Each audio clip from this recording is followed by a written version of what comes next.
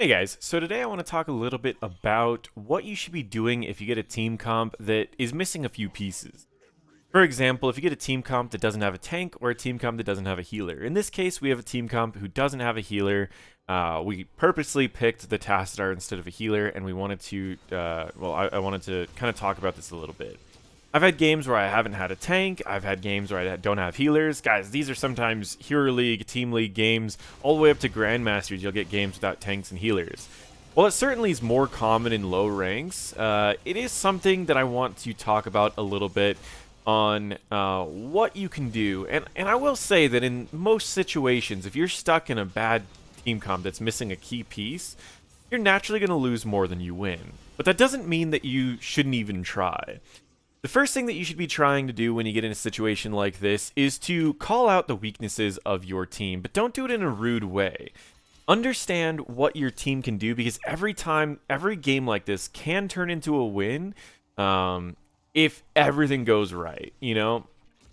So in this team comp, we don't have a healer. So the first thing you need to understand is, what does a healer bring to the team, and what are the weaknesses that we need to watch out for?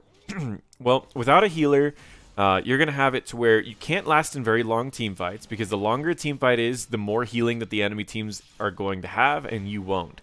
So you need to take fast team fights. In between team fights, they're going to have a much shorter recovery time, so you're going to need to make sure that you're taking team fights that matter and not taking any team fights that don't matter.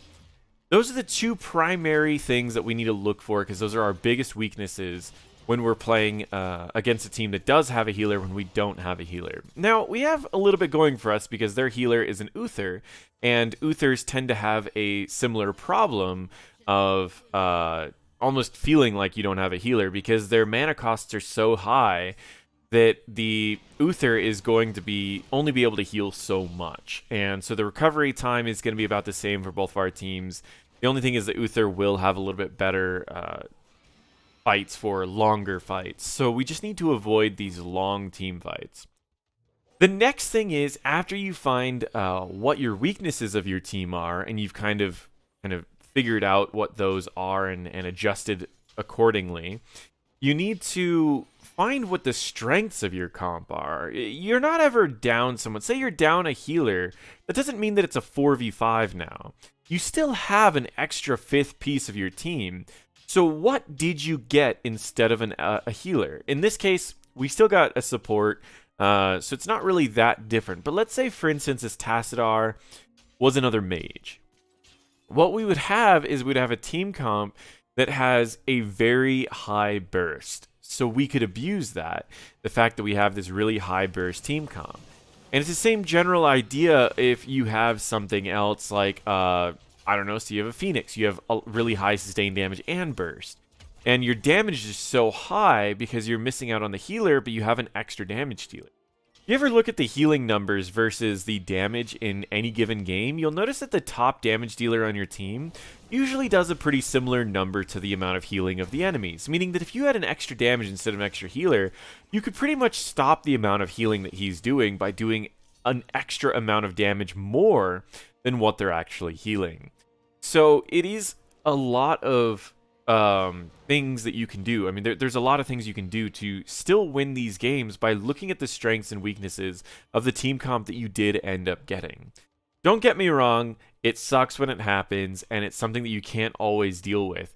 But that doesn't mean that you can't win these games. I've won a lot of games without tanks and healers in Hero League. I had a Hero League game where I was playing, both teams had pro players. This was while back, but both teams had pro players on it. We had streamers on both teams, and for whatever reason, our team had no tank, and the tankiest person on our team was a white main, and I was playing that white main, and I literally just walked right into the fights, popped my ult, and I just hoped we won the fight before I lost my armor, because while I had my armor, I was about as tanky as a tank can get. But when I lost my armor, we had no tank on our team. Well, we ended up winning that game because we had so much damage that we could win the fights pretty much while I had that armor on. And I've noticed that sometimes these weird team comps tend to win more often than they lose because people don't try to play around it. They assume, oh, the enemies have a no healer, we're just gonna win. They don't realize that this team with no healer has a lot of damage. So that's really what I wanted to share with you guys today. It's a kind of a different video, but and there's not much going on in the background. I can fast forward through this game a little bit, and I'll show you how we start abusing this. I mean, we lose the first objective, but that doesn't really mean that we're out. Like we end up down some levels, and it ends up still coming out in our favor as this game goes on. Part of it too is I'm waiting until I can sort of heal my team. It's one of the things that I saw. And that's another thing, too, is you might need to change your talents up a little bit. If you don't have a healer, you might need to pick more self-healing. If you have anything that can heal your team at all, you might need that. If you don't have a tank, you might need more tanky or self-reliant talents. So there's a lot of other tools you can use. Like I use my Prog, which is the level 1 talent that you can get that can allow you to AoE heal everyone around you. I use that to help heal everyone on my team. And so you do need to kind of adapt around that, and I just thought that was kind of an interesting take to add to this. So I finished my prog rock, and you'll start seeing me get close to my team here and there whenever we're doing heals. But it's a little tough against someone like an Asmodan and a Kael'thas. So again, right there, I healed the Genji as he had the Pyroblast on him to try to get him a little bit higher before he died from that. But that's pretty much, I mean, generally what you need to do. You'll end up dying here and there. Again, it gets tough. I mean, if you don't have a healer, you're going to have a really hard time. And again, disclaimers about this game. We're all friends that are in this game, and we play really, really well. We're kind of screwing around with each other without the healer. So it doesn't normally happen that your team comp is bad with a group of players that you play with all the time, or a group of players that you know are really good. So sometimes you don't have that. Like, we had the confidence to win this game, even though we had a team comp that was weird, but you don't always have that. You can see as these fights go on too long, there's no way we're going to live through these fights. But we do tend to win these short, bursty fights. So it's kind of a tricky area because we win these short, bursty fights, but we do lose any of the longer ones. I heal people up using my prog rock a little bit, but again, there's only so much we can do.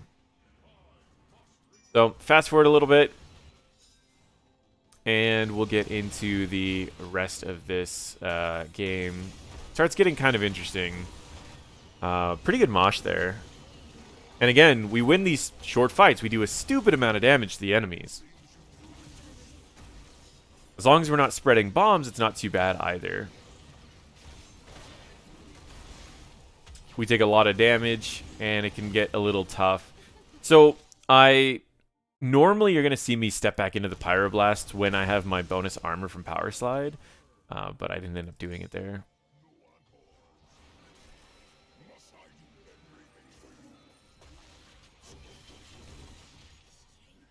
Yeah, we were all in voice comms, so you can see us talking in there.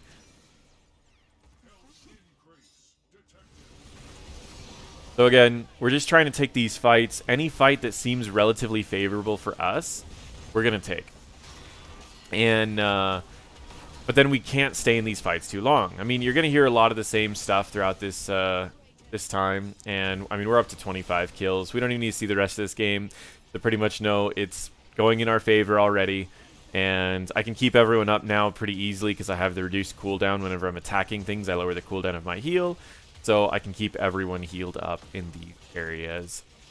So that's pretty much it. I've won being a white main tank before. I've solo healed as a ETC. And sometimes if you are last pick and you need to pick between one or the other, there are some heroes that can kind of fill for both. If you need a tank and a healer at the same time, in a pinch, ETC or Uther can do that, as Uther can cover the tank role while also giving a little bit of heals.